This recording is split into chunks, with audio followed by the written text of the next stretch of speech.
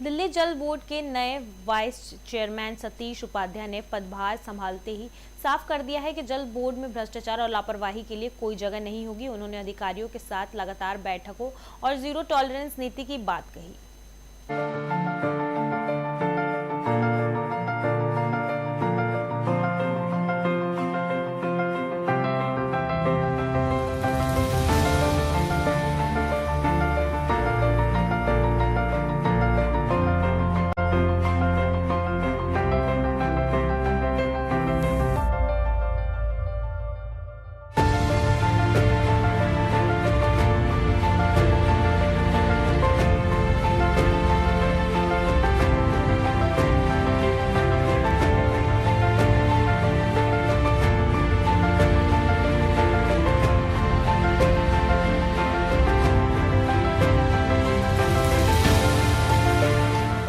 Greenery है, जो अवशिष्ट जल हमारा बचता है,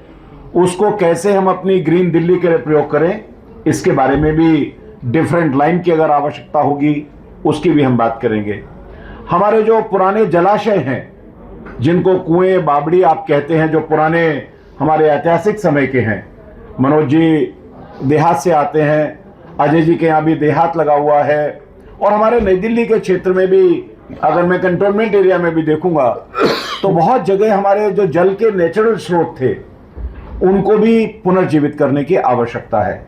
ये हमारी प्रायोरिटी में होगा। और सबसे बड़ी बात, इसमें तमाम तरह की जो समस्याएं हैं, उन समस्याओं के निस्तारण के लिए जन भागीदारी,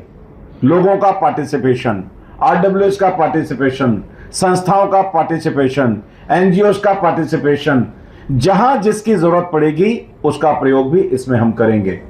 हमारे जन कल्याण शिविर 18, 19, 20 जून को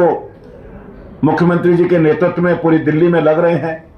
जिसमें सरकार की विभिन्न योजनाओं के बारे में लोगों को निदान भी होगा, उनकी जानकारी भी मिलेगी। तो विशेष रूप से इन जन कल्याण शिविरों के अंदर जल बोर्ड की डेस्क भी लगेगी, और वो भी वहां पर जो भी समस्याओं का निदान करना है उसमें इन जन कल्याण शिविरों के माध्यम से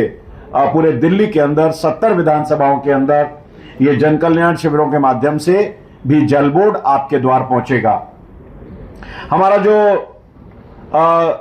हमारी कल्पना है कि हम 2 महीने के अंदर या 3 महीने के अंतराल में मेगा, बड़ा, विशाल, लोगों की समस्याओं को समाधान करने का शिविर, जिस शिविर के अंदर जल बोर्ड के सारे डिपार्टमेंट, चाहे उसमें आपको बिलिंग की समस्या है, चाहे उसमें आप पानी कम आने की समस्या है, चाहे उसमें आपको सीवरेज की समस्या है, कहीं पर आपको दूषित जल की समस्या है, टैंकर समय पर नहीं आता उसकी समस्या है, किसी प्रकार के करप्शन की समस्या है, सीनियर सिटीजन को किसी प्रकार की दिक्कत आती है उनकी